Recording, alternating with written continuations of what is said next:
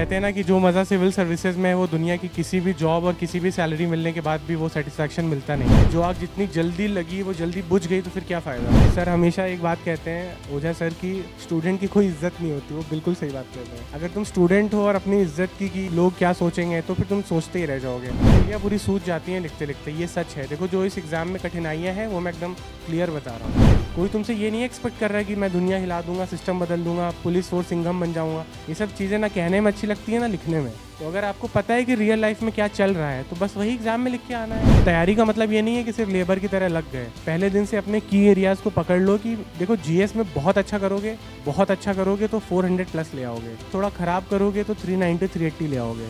तो जीएस में बहुत ज़्यादा स्कोप होता नहीं है डिफरेंस क्रिएट करने का। मैं सर से आज पहली बार मिल रहा हूँ। Sir throughout my journey has been a motivational person for me. तो सर हमेशा कहते हैं form a close group of 3-4 people and interact. तो जो तुम्हारा मीडियम है इंटरव्यू का उसी में बात करो। अंग्रेजी मीडियम है तो इंग्लिश में ही बात करो, हिंदी मीडियम है तो हिंदी में ही बात करो। कुछ कमी नहीं होती है, कुछ अच्छा नहीं होता है। तुम्हारे ऊपर है, तुम अपनी कमी को अच्छा बना लो। तुम्हारे ऊपर है, तुम अपनी अच्छाई को बुरा बना लो। Be confident. I think confidence is the key in interview. कुछ लोग कहते हैं कि interview is not a test of a knowledge. ऐसा बिल्कुल नहीं है। It is and it will be. जितना अच्छा शायद आप लोगों को यहाँ पे आके लग रहा होगा उससे कहीं ज़्यादा अच्छा मुझे लग रहा है। बहुत बड़ी वजह सर खुद है, क्योंकि sir has been a motivation for not only me but each and every aspirant who is preparing for this exam. I am Rohit Kardam, I belong to Lucknow और I did whole of my preparation from Lucknow. कभी मैं दिल्ली नहीं गया। And I took 3 attempts to clear this exam. And talking about my educational qualifications, I am a civil engineer from NIT Kurukshetra, 2018 pass out. उसके बाद मैंने IOCL में grade A की post पे जॉब करी गुजरात में 6-7 महीने। लेकिन कहते हैं ना कि जो मज़ा सिविल सर्विसेज में है वो दुनिया की किसी भी जॉब और किसी भी सैलरी मिलने के बाद भी वो सेटिस्फैक्शन मिलता नहीं है। तो कुछ ऐसा ही था मेरे साथ। मेरी फैमिली बैकग्राउंड में ज़्यादा ताल्लुकात पुलिस डिपार्टमेंट से है। मेरे पापा पुलिस डिपार्टमेंट में हैं। तो इस वजह से एक बचपन में ही हम लोग को बोला गया था कि बेटा करना अगर कुछ है तो सिविल सेवाओं की तरफ ही जाना। तो एक बचपन से ही हमेशा से दिमाग में था। यूपीएससी कोई मेरे लिए कुछ नया नहीं था। When I was in class 4th और 5th, तो my father was the biggest hero for me. But फिर मुझे पता चलता था कि कोई कप्तान साहब आ रहे हैं और जिनके सामने दुनिया खड़ी रहती है, मेरे फादर वो खड़े होते हैं उनके सामने। तो मुझे लगता था यार ये क्या चीज़ है, ये पुलिस कप्तान जिसने मेरे फादर को ऐसे खड़ा कर रखा है, वो भी सिर्फ 1-2 घंटे के लिए नहीं, सुबह से लेकर शाम तक खड़े रहते थे बंदोबस्त में। तो हमेशा से था कि यार बनना है तो कुछ यही बनना है। और फिर उसके लिए कोशिश करी, 12th से ही कोशिश कर दी। बीटेक में इलेक्ट्रिकल इंजीनियरिंग में एडमिशन लिया जो कि मेरा मन था। बट फिर मैंने सिविल इंजीनियरिंग में 1 साल के बाद ब्रांच चेंज कराई, क्योंकि मुझे ऐसा किसी ने कहा कि सिविल इंजीनियरिंग अगर ऑप्शनल लोगे तो बढ़िया नंबर आएंगे। रिजल्ट ये रहा कि एक भी अटैम्प्ट में सिविल इंजीनियरिंग ऑप्शन ली ही नहीं।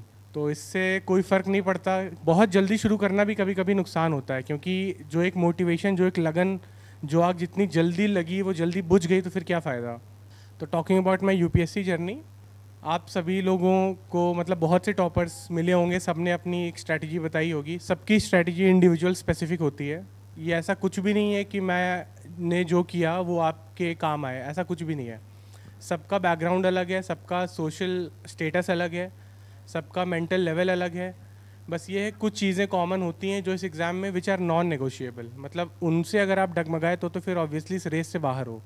क्योंकि जहाँ 15 लाख लोग अप्लाई कर रहे हैं, देते 6-7 लाख लोग ही हैं। और एक्चुअल कॉम्पिटिटर्स मेरे हिसाब से कोई ऐसा ऑफिशियल डेटा तो नहीं है, but if I take a fair guess तो 60-70,000 लोग ही होते हैं which will actually compete with you. तो अगर उन लोगों से आपको बस इस पेपर में बेहतर करना है, बहुत ज़्यादा नॉलेज के पीछे पढ़ना ठीक है, पढ़ना चाहिए, कोई चीज़ पढ़ो तो अच्छे से पढ़ो। बट अगर आप प्रीलिम्स में ये स्ट्रैटेजी रखोगे कि I will always aim for 100 questions, तो शायद ऐसा तो यूपीएससी के जो पेपर बना रहे हैं वो भी नहीं कर पाएंगे। और टॉकिंग अबाउट जो 2022 का जो पेपर था, खुला चैलेंज है। कोई भी यूपीएससी के मेंबर्स अगर इस पेपर को 100 या 200 मार्क्स 150 भी टच कर दे, कोई नहीं कर सकता। तो इसीलिए इस पेपर को क्लियर करने के लिए सबसे ज़रूरी चीज़ है वो है स्मार्ट स्टडी। मतलब मेहनत तो सब करते हैं, बट क्या होता है कि कुछ लोगों की मेहनत थोड़ी करंट अफेयर से अलाइंड होती है, पेपर के पैटर्न से अपडेटेड रहती है। जैसे मैंने ही अपने 3 अटैम्प्ट में 2 बार प्रीलिम्स क्वालिफाई किया और अच्छे नंबरों से क्वालिफाई किया।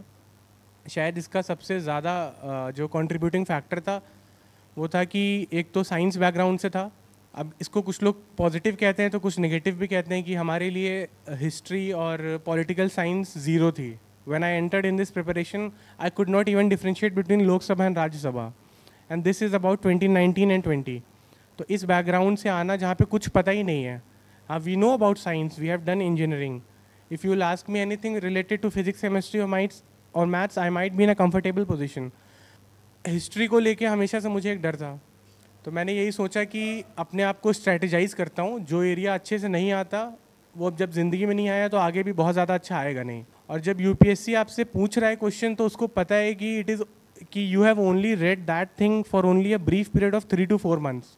तो अगर आप 3-4 महीने पढ़ के किसी सब्जेक्ट में मास्टरी तो हासिल नहीं कर सकते। ज़्यादा से ज़्यादा हिस्ट्री आपने कितने टाइम पढ़ी है? 3 से 4 महीने यूपीएससी प्रिपरेशन में। तो 3-4 महीने में आप उस लेवल के क्वेश्चंस को नहीं कर पाओगे। तो व्हाट आई डिड, जो मेरे स्ट्रॉन्ग एरियाज़ थे जैसे कि science and technology, environment, current affairs, polity और इकोनॉमिक्स, मैंने इसको बहुत अच्छे से किया। पूरे जितने पॉसिबल क्वेश्चंस बन सकते थे वो किया। तो यही मैं आप लोगों से भी कहना चाहूँगा कि हर किसी का एक स्ट्रॉन्ग एरिया होता है, एक वीक एरिया होता है। और आजकल तो प्रीलिम्स का ये हाल है कि सिर्फ अगर you are able to attempt 40-45 questions net correctly तो यू कैन ईजिली क्वालिफाई। तो अगर सिर्फ 50 क्वेश्चन ही क्लियर करने हैं तो टारगेट अगर 80 का भी रख रहे हो तो you can easily skip a good amount of portion. क्योंकि किसी चीज़ को सबको थोड़ा थोड़ा पढ़ रहे हो, समझ में कुछ आ नहीं रहा है, क्या फ़ायदा। इकोनॉमी पढ़ो तो अच्छे से पढ़ो, पॉलिटी पढ़ो तो फिर ये स्टेटस होना चाहिए कि एटलीस्ट 17 में से 15 क्वेश्चन तुम्हारे सही होने चाहिए। अटैम्प्ट तो सारे ही करने हैं। तो प्रीलिम्स के लिए मैं यही एडवाइस दूंगा, क्योंकि इस समय सबसे डिफिकल्ट पोर्शन इज़ प्रीलिम्स। तो प्रीलिम्स ही नहीं होगा तो आगे तो मेंस की चाहे जितनी अच्छी तैयारी हो, कितने अच्छे हो पर्सनालिटी में, क्या ही फ़र्क पड़ जाएगा, देने का मौका ही नहीं मिलेगा। और मैं बहुत से ऐसे लोगों को जानता हूँ जो प्रीलिम्स में ही नहीं हो पाते हैं। हाँ, एक बार प्रीलिम्स हो गया तो फिर वो ईजिली क्रैक कर लेंगे क्योंकि उनका पहले से वो लेवल होता है। और प्रीलिम्स एक ऐसा एग्ज़ाम है जहाँ पे आपका रिवॉर्ड एफर्ट डिसइक्विलिब्रियम है। आसान भाषा में बोलूँ तो आप जितनी मेहनत करोगे कोई ज़रूरी नहीं है कि आपको उतना एफर्ट मिले, ऐसा बिल्कुल भी नहीं है प्रीलिम्स में। मैं अक्सर एक चीज़ कहता हूँ कि एक समुंदर भर सवाल है और प्रीलिम्स में एक मग्घा उठाना है। अब वो इस छोर से उठा लिया, इस छोर से उठा लिया, और पता चला आपको वो छोड़ के गए थे। तो प्रीलिम्स इज़ वेरी अनसर्टन।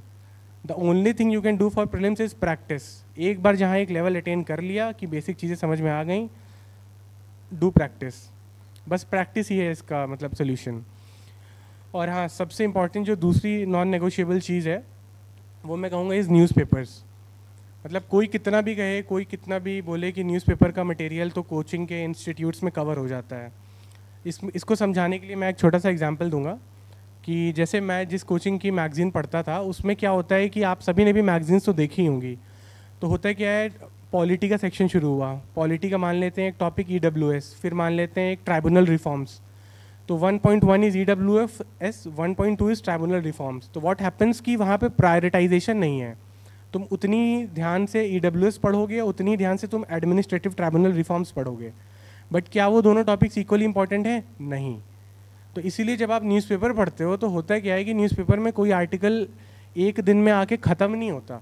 उसमें जो डेवलपमेंट्स होती हैं वो डेली इंडियन एक्सप्रेस के एक्सप्लेन्ड में आती हैं। आप अभी ये डेवलपमेंट हुआ, अभी ये डेवलपमेंट हुआ, तो आपको पता चल जाता है कि कौन सा टॉपिक ज़्यादा इंपॉर्टेंट है और कौन सा टॉपिक कम इंपॉर्टेंट है। तो what I did was I always red daily for the last 3 years 2 newspapers, Indian express, the Hindu. क्योंकि बहुत मुझे समझ नहीं आता था ये अच्छा है कि ये अच्छा है, तो ये हुआ कि चलो दोनों ही पढ़ लेते हैं। दोनों पढ़े, बट हाँ मैं प्राइमरी एम्फेसिस करता था इंडियन एक्सप्रेस पे। और इंडियन एक्सप्रेस का एक डेली एक्सप्लेन्ड आर्टिकल आता है। अगर आप लोगों ने इंडियन एक्सप्रेस पढ़ा हो तो आपको पता होगा, उसमें डेली एक जो करंट डेवलपमेंट्स है उसमें एक्सप्लेन्ड में छपता है वो, उसकी हिस्ट्री से लेके उसका पूरा फ्यूचर। जैसे फॉर एन एग्जाम्पल, जैसे कि अभी रिसेंट में ट्रेन एक्सीडेंट हुआ उड़ीसा में, तो इंडियन एक्सप्रेस क्या करेगा, एक आर्टिकल निकालेगा, उसमें वो बोलेगा कि ट्रेन का ट्रैफिक कैसे मैनेज होता है, ठीक है, और हम कौन सा गेज यूज़ कर रहे हैं, ब्रॉड गेज, नैरो गेज, उस लाइन में क्या था, and what are the challenges with our train system. जैसे कम्युनिकेशन लूप होल था कि कम्युनिकेशन नहीं हो पाता, सिग्नलिंग कैसे होती है, इसका वे फॉरवर्ड क्या है। तो इंडियन एक्सप्रेस आपको पूरा दे देता है कॉम्प्रिहेंसिव। तो आप उसको अच्छे से पढ़ो, आपका वो टॉपिक खुद ना खुद प्रिपेयर हो जाएगा। तो इंडियन एक्सप्रेस से अगर हाँ एक काम और आप ये कर सकते हैं कि always try to make down your own notes. चाहे कहीं से भी नोट्स मिले, उनको अपना प्राइमरी सोर्स मत बनाओ। What I did, I always kept a pen in my hand, and while I was reading the news paper I had a habit of indexing. Indexing मतलब कि यू अभी एक बार सिलेबस पढ़ लोगे ना तो तुमको पता चल जाएगा कि which topic is less important for you, which is least important and which is important. तो always have this habit of keeping a pen in your hand. And जैसे अभी मान लेते हैं एक आर्टिकल आया था रिगार्डिंग बीट मॉनेटरी टाइटनिंग। मॉनेटरी टाइटनिंग अगर नहीं पता होगा तो सिंपल सी एक चीज़ होती है कि आरबीआई रेपो रेट को बढ़ा के मनी सप्लाई को कम कर देता है। अब आपने अगर न्यूज़पेपर में पढ़ रहे हो मॉनेटरी टाइटनिंग वर्ड मिला है, तो ये नहीं है कि बस पढ़े जा रहे हो पढ़े जा रहे हो पढ़े जा रहे हो और कल मैंने पूछ लिया तुमसे व्हाट इज़ मॉनेटरी टाइटनिंग तो यू नो नथिंग। ऐसा नहीं होना चाहिए। पेन लो हाथ में, उसको सर्कल करो, देयर एंड देन उसको गूगल करो, क्योंकि कोचिंग में वो टॉपिक कब पढ़ाया जाएगा तुम्हें क्या पता, पढ़ाया जाएगा भी नहीं पढ़ाया जाएगा तुम्हें नहीं पता। तुरंत पेन उठाओ, उसको सर्कल करो, उसको गूगल करो, और उसमें कुछ ऐसी चीज़ें होंगी जो शायद आपको पता होंगी और कुछ ऐसी होंगी जो नहीं पता होंगी। तो अपने जो स्टैटिक नोट्स होंगे इकोनॉमी के, अगर वहाँ पे वो टॉपिक पढ़ाया गया है तो उसमें रेड पेन से हमेशा जगह छोड़ो, जब नोट्स बनाओ तो रेड पेन से ऐसे मार्क बना के एक्स्ट्राज लिख लो।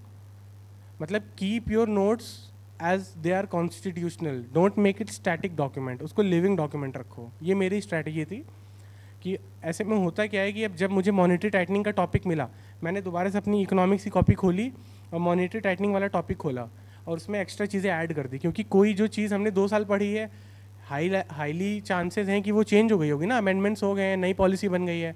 अब आपके नोट्स में वही 2 साल पुरानी पॉलिसी लिखी है, अब आप मेंस में वो लिख के आओगे तो नंबर थोड़ी ना मिलेंगे।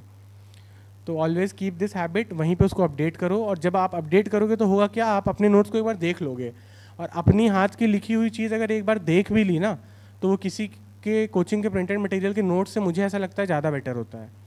और इससे एक बहुत अच्छी चीज़ आपके साथ क्या होगी कि when you will appear for the prelims और मेंस, तो आपके पास इकोनॉमी की एक किताब है, पॉलिटी की एक कॉपी है, ज्योग्राफी की एक कॉपी है। ये नहीं है कि अब उस दिन बैठ के PT 365 पलट रहे हैं, न्यूज़पेपर पलट रहे हैं।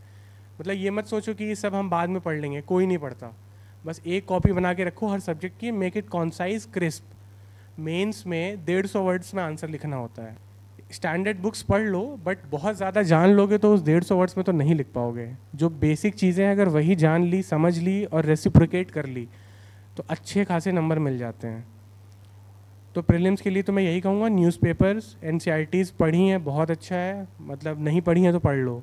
और जो कोचिंग में इकरा में जो टीचर्स पढ़ा रहे हैं उनके नोट्स को तो मतलब पढ़ो ही पढ़ो। तुरंत सवाल नहीं समझ में आ रहा, तुरंत क्वेश्चन पूछो। मतलब सर हमेशा एक बात कहते हैं ओझा सर की, स्टूडेंट की कोई इज्जत नहीं होती, वो बिल्कुल सही बात कहते हैं। अगर तुम स्टूडेंट हो और अपनी इज्जत की कि लोग क्या सोचेंगे, तो फिर तुम सोचते ही रह जाओगे।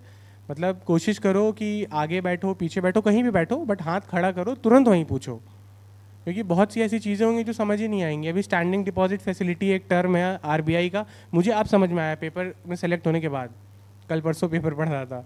तो उसको तुरंत पूछो, कोई चीज़ नहीं समझ में आ रही है उसको मार्क करो, कुछ कल के लिए मत टालो, क्योंकि ऐसा तो है नहीं कि आपके पास 4 किताबें यही पढ़नी है। आपका सिलेबस डेली नया हो रहा है। Syllabus is what, nothing but current affairs, और करंट अफेयर्स तो डेली नए नए बन रहे हैं ना। तो always keep your self updated.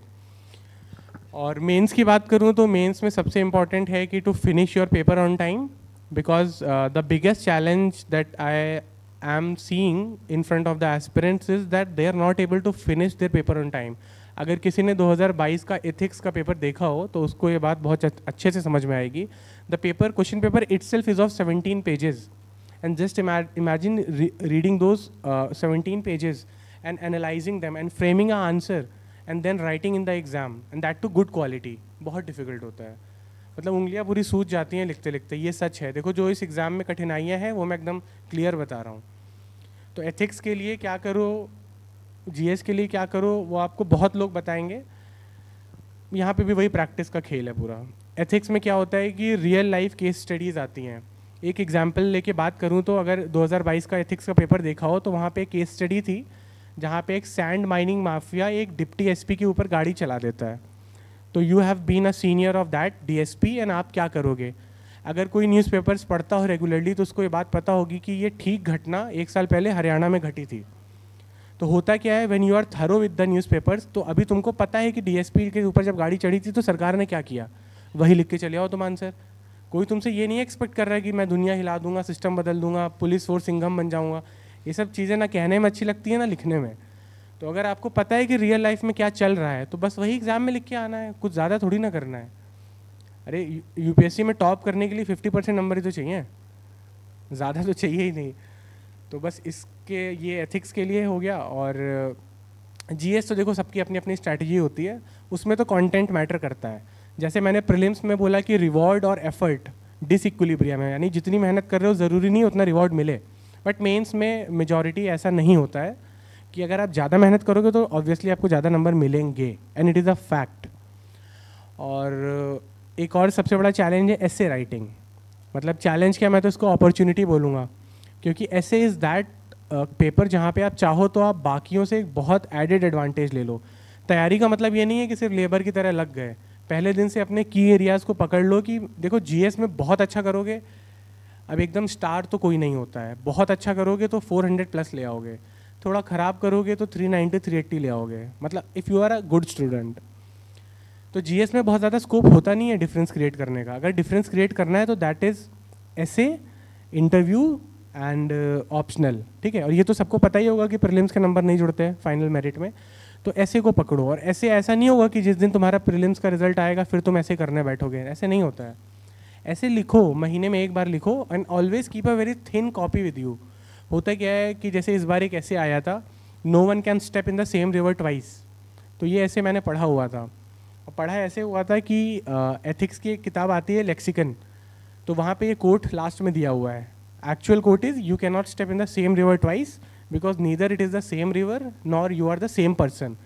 तो अब आप सोचो कि अगर आप इस ऐसे को लिख रहे हो and you are completing the quote, that too with the name of a author, क्या बढ़िया इम्पैक्ट क्रिएट होगा। तो जब कभी भी ऐसे की प्रिपरेशन कर रहे हो, न्यूज़पेपर घूम फिर के हर चीज़ न्यूज़पेपर पे आ जाएगी। इंडियन एक्सप्रेस में हमेशा आपने देखा होगा एडिटोरियल्स के ऊपर एक कोट लिखा होता है वर्डली वाइज करके, तो उसको डेली पढ़ो, 1 सेकेंड 2 सेकेंड लगेंगे। अगर आपको कुछ ऐसा लग रहा है कि वो कोट इंपॉर्टेंट है, note it down in your copy. Anecdote कहते हैं, एनेक्डोट जिसको देखो सब कहता है ऐसे में नंबर लाने तो एनेक्डोट्स लिखते हैं। Anecdotes is nothing but a real life story, a hypothetical story. एक ऐसी स्टोरी जैसे मान लेते हैं कि सोशियो इकोनॉमिक इक्वालिटी पे आ गया, ठीक है, ऐसे। तो अब आपने कुछ ऐसी स्टोरी लिख दी कि एक हाउस हेल्प है, काम वाली बाई है, वो आपके घर में झाड़ू पोछा कर रही है, बट जब वोट देने की बात आती है तो वो आपके साथ बराबर में लाइन में खड़ी है। कि दो we might not be having socio economic equality but we have political equality. अब वो कितनी है कितनी नहीं है वो एक अलग बात है, बट एटलीस्ट वोट देने का तो सबको है ना राइट। तो इस तरह की चीज़ें, इस तरह की स्टोरीज़ आप हमेशा नोट डाउन करो। ज़्यादा से ज़्यादा ऐसे में देखो घूम फिर की चीज़ें यही आती हैं, women related, caste related, religion related, economic development related, कुछ थीम एरियाज़ होते हैं वो आपको यहाँ पे मिल जाएंगे। तो उनसे रिलेटेड कुछ 4-5 कोट्स इकट्ठा करो, कुछ 4-5 स्टोरीज़ इकट्ठा करो, और अगर वो रियल स्टोरीज़ हों, फेमस हों, जो आपके अलावा प्रोबेबली आपका एग्जामिनर भी जानता हो, तो वो एक बहुत अच्छा इम्पैक्ट क्रिएट करती है। और ऑप्शनल का तो सबका अपना अपना ऑप्शनल डिसाइड कर ही लिया होगा, उसमें भी वही है, practice and practice. Finish the paper on time, the more you practise, एक कोट है, the more you bleed in practice the less you bleed in war, ठीक है। तो always keep a habit of practising writing as many answers as possible. लेकिन ये भी नहीं है कि आता वाता कुछ नहीं है, बस प्रैक्टिस करना शुरू गए। पहले पढ़ लो, एक लेवल डेवलप कर लो, अपने आंसर को इवैल्यूएट करो। जब 10 में से 4 नंबर मिलने लगें तो कोशिश करो 6 नंबर लाने की, क्योंकि अगर 10 में से 4 ही नहीं मिल रहे तो मतलब तुम्हारे पास कंटेंट की कमी है। क्योंकि मेंस के आंसर में क्या होता है ना, for the person who is checking your copy, उसके लिए बहुत बोरिंग काम है ये, to evaluate the same set of questions सुबह से लेकर रात तक। तो you have to make your answer eye catching. And ऐसा तो नहीं कि वहाँ पे ग्लिटर्स लगा के चले आओगे, कि मार्कर से हाईलाइट कर दोगे, कलर कर दोगे। How will you make it eye catching? Draw flow charts, ठीक है। मान लो कि अगर तुमको शेड्यूल 7 पे क्वेश्चन है कॉन्स्टिट्यूशन के, तुमको दिखाना है कि कैसे सेंट्रलाइजेशन हो रहा है। अभी सेंट्रल ओरिजिनल कॉन्स्टिट्यूशन में सेंट्रल में इतने आर्टिकल्स थे, इतने आइटम्स थे, अभी इतने बढ़ गए, स्टेट में कम हो गए, 66 से 61। पैराग्राफ में मत लिखो, पॉइंट्स में मत लिखो, draw table. When you are drawing a table तो इट इज़ वेरी मतलब क्रिएटिंग अ गुड इम्पैक्ट। सामने वाले को देख के ही समझ में आ जाएगा कि तुम कहना क्या चाहते हो। तो इस तरह की इनोवेटिव चीज़ें लिखो, क्योंकि जो तुम बुक पढ़ रहे हो दुनिया वही पढ़ रही है। And it is up to you how you present your answers, कि तुम जो लिख रहे हो वो अगला बंदा पढ़ रहा भी है कि नहीं भी पढ़ रहा है। अब बोरिंग सा कुछ लिख दिया पैराग्राफ में, कोई पढ़ ही नहीं रहा, स्टैंडर्ड नंबर दे रहा है 4 नंबर 4 नंबर, और स्कूल तो है नहीं कि कॉपी लेके चले जाएंगे, सर मैंने ये लिखा है नंबर बढ़ाइए, ऐसा भी नहीं होगा। तो यूपीएससी इज़ अनप्रिडिक्टेबल, और पूरा एक ब्लैक बॉक्स मॉडल है। ब्लैक बॉक्स पता है ना, एरोप्लेन में ब्लैक बॉक्स होता है, कभी नहीं खुलता है, वो तब खुलता है जिस दिन एकदम क्रैश हो जाता है। तो सिमिलर इज़ यूपीएससी। कॉपी कैसे चेक हो रही है, कौन चेक कर रहा है, इंसान है कि जानवर है, किसी को कुछ नहीं पता। तो इट्स बेटर कि अपना एफर्ट दे दो। जैसे मैं अपना एग्जांपल लूँ तो मैं फर्स्ट अटैम्प्ट में बिना कोचिंग किए ऑप्शनल की मैंने अपना मेंस लिखा फर्स्ट अटैम्प्ट में ही। मेरे ऑप्शनल में आए 238 मार्क्स। इस बार मैंने 2 साल कोचिंग करी, टेस्ट सीरीज़ दी। टेस्ट सीरीज़ देता था तो ऑल इंडिया में public administration was my optional, 4th 5th rank आता था। But I got 245 marks. कितना नंबर बढ़ा 2 साल की मेहनत करने के बाद? 8 नंबर। And it is a mystery for me for whole of my life. और शायद इसी वजह से मेरा रैंक 517 हुआ। Otherwise I was expecting it to be below 100, क्योंकि मेरा जीएस में और पर्सनैलिटी टेस्ट में अच्छा मार्क्स है। तो मेंस के लिए यही है practice, practice is the main की। और इंटरव्यू के लिए भी अभी से शुरू हो जाओ। ऐसा नहीं है कि जब मेंस का रिजल्ट आएगा तो इंटरव्यू, क्योंकि जब मेंस का रिजल्ट आएगा ना इतनी फॉर्मेलिटीज़ करनी पड़ेंगी, ये फॉर्म भरना है वो फॉर्म भरना है, कि पर्सनैलिटी तो जो बनी भी है वो भी बिगड़ जाएगी, इतना स्ट्रेस होगा। तो अच्छा है कि इंटरव्यू की प्रिपरेशन भी अभी से शुरू कर दो।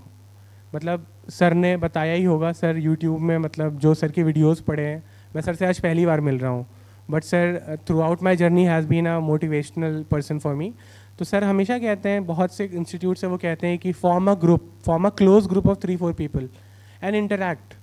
और जो तुम्हारा मीडियम है इंटरव्यू का उसी में बात करो। अंग्रेज़ी मीडियम है तो इंग्लिश में ही बात करो, हिंदी मीडियम है तो हिंदी में ही बात करो, ओके। और बी न्यूट्रल।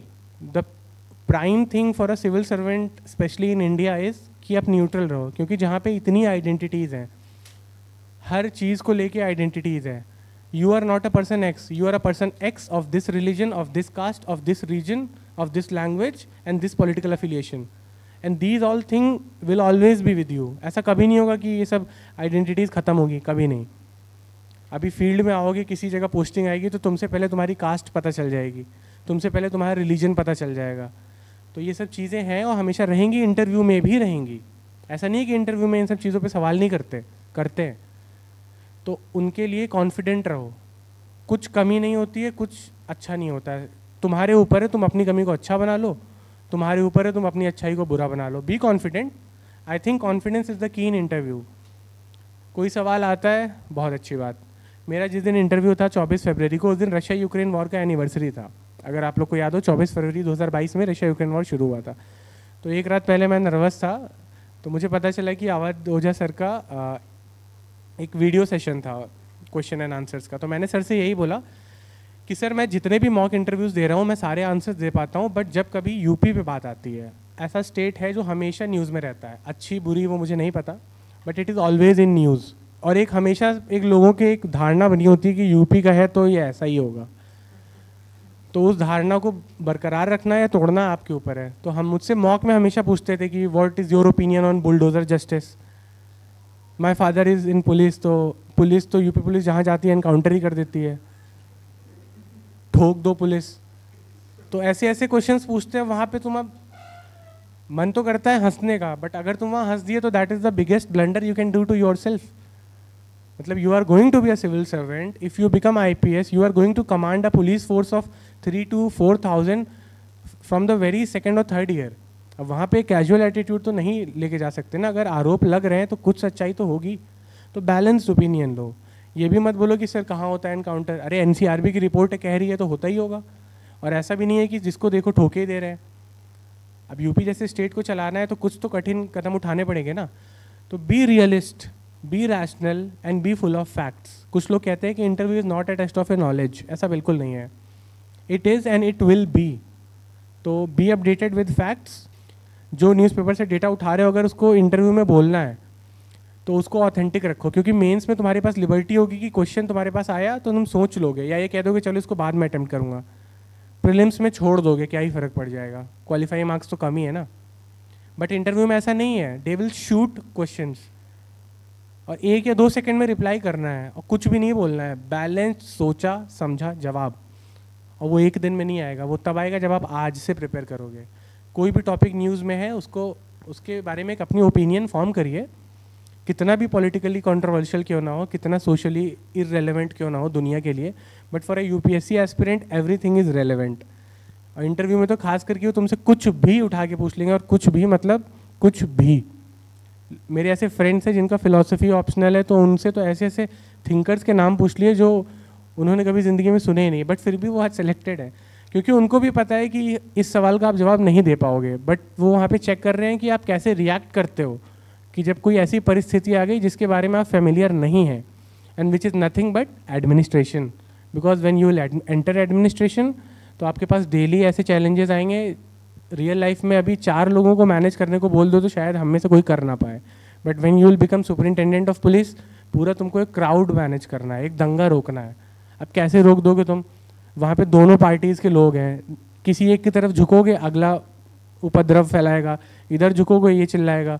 दोनों को बैलेंस करो, रीइंफोर्स योरसेल्फ। और बैलेंस कैसे करोगे? When you are knowledgeable, when you are full of facts. तो यही सब चीज़ें हैं, मतलब सबकी अपनी अपनी स्ट्रैटेजी होती है। मैंने बस आप लोगों को ये बताया कि मेरी क्या थी। और हाँ, लास्ट थिंग, CSAT सबसे बड़ा चैलेंज है इस समय लोगों के पास। CSAT, देखो मैं तो इंजीनियरिंग बैकग्राउंड से था, मैंने NTSC भी क्वालिफाई किया है, तो मेरे लिए उतना डिफ़िकल्ट नहीं था, डिफ़िकल्ट था, बट हम सभी लोग मैथ्स में अच्छे नहीं होते हैं। तो CSAT के लिए भी वही चीज़ें प्रैक्टिस करो, क्योंकि UPSC ऐसा है नहीं है कि इस साल जो पेपर दिया अगले साल इससे अच्छा देगा, इससे बुरा भी दे सकता है।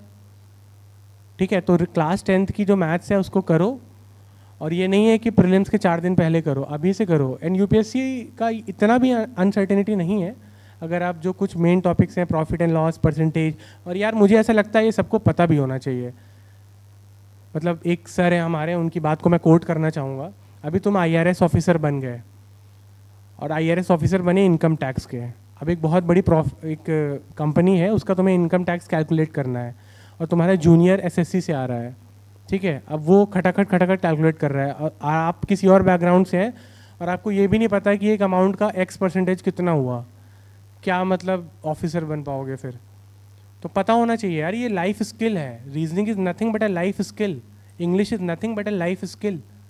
तो these all are the bare necessities जो पता होनी ही चाहिए।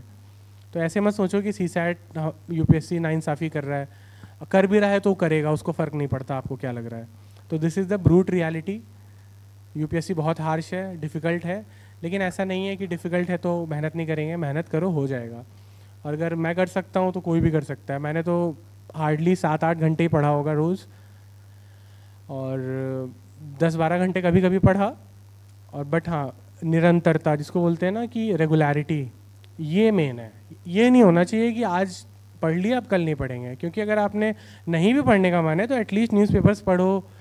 खाली बैठे हो यूट्यूब में ही सनसेट TV बैठ के देखो, अरे टॉपिक ही तो प्रिपेयर हो रहा है।